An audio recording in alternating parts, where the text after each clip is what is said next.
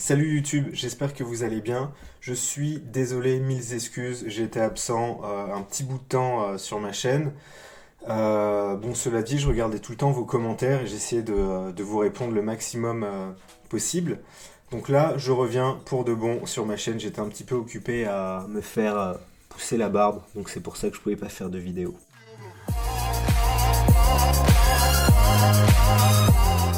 Aujourd'hui, je veux vous faire une vidéo très courte, très simple, accessible à tout le monde, sur un sujet très important, encore plus que la prise de masse musculaire.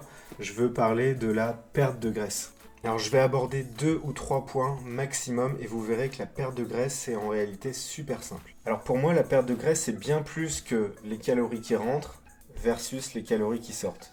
Comme on dit en anglais, calories in versus calories out. Très rapidement, le gras, qu'est-ce que c'est? Et à quoi ça sert? En gros, le gras sert à vous protéger. Quand votre corps est toxique, il accumule de la graisse pour vous protéger des agressions, soit alimentaires, soit de l'extérieur.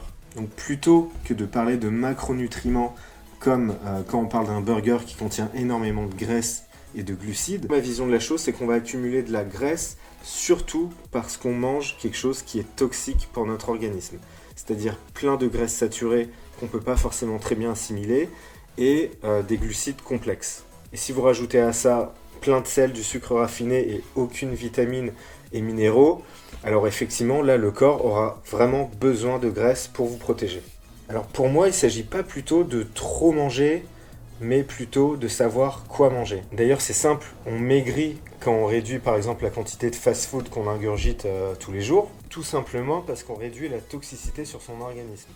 La deuxième chose qui est super importante à noter, c'est l'insuline. Alors c'est simple, c'est l'hormone qui vous permet de prendre du poids. Plus vous provoquez des pics d'insuline tout au long de la journée, et plus vous allez gagner en poids. Donc en gros, perdre du poids, c'est aussi baisser son insuline tout au long de la journée. Et comment ça fonctionne? Alors pour moi, plutôt que de baisser la quantité de sucre, de glucides que vous ingérez au quotidien, il s'agit avant tout de baisser la période sur laquelle vous les consommez. Alors il s'agit plutôt d'agir sur la fréquence des pics d'insuline qu'il faut minimiser au maximum pour pouvoir perdre de la graisse. Donc en gros, qu'est-ce qu'il faut faire? Pour moi, il faut diminuer avant tout la fréquence des repas. Et il y a plein de gens qui le remarquent très facilement. Alors ce qui est très courant d'entendre, c'est que 6 ou 7 repas par jour, vraiment espacés de 2h30 à 3h, va permettre d'augmenter le métabolisme. Et il n'y a rien de plus faux en fait, parce que même quand vous jeûnez, vous avez un métabolisme élevé. Et d'ailleurs, l'action de l'insuline, elle est très claire. Les gens qui sont en sèche ont tendance à baisser la quantité de glucides dans leur diète. Donc moins de glucides tout au long de la journée égale baisse d'insuline, égale perte de poids. Mais moins de glucides égale aussi perte d'énergie. Donc plutôt que d'agir sur la quantité de glucides que vous allez consommer pendant la journée, il va falloir plutôt agir sur la fréquence. Donc consommer moins de repas comme je vous l'ai dit. Donc par exemple, au lieu de faire 5 repas de 9h du mat à 21h, vous allez peut-être consommer des aliments uniquement jusqu'à 17h et puis jeûner tout le reste du temps. Donc voilà, on fait tout un pataquès de la perte de graisse, mais en fait il s'agit avant tout d'agir sur la toxicité de votre organisme et d'agir sur les pics d'insuline répétés. Alors je parle souvent de glucides dans cette vidéo.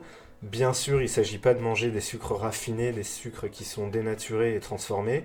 En suivant mes vidéos, vous allez comprendre que moi, je veux avant tout consommer des fruits qui sont des sucres naturels, qui sont vraiment une alimentation vivante. Je pense qu'il faut plus le voir comme ça, plutôt que calculer ses macros, plutôt que de voir la quantité de ses repas. Je pense que ce qui compte, c'est vraiment la qualité. Alors faites l'expérience sur quelques semaines. Dites-moi ce que vous en pensez dans les commentaires. J'ai hâte de vous lire.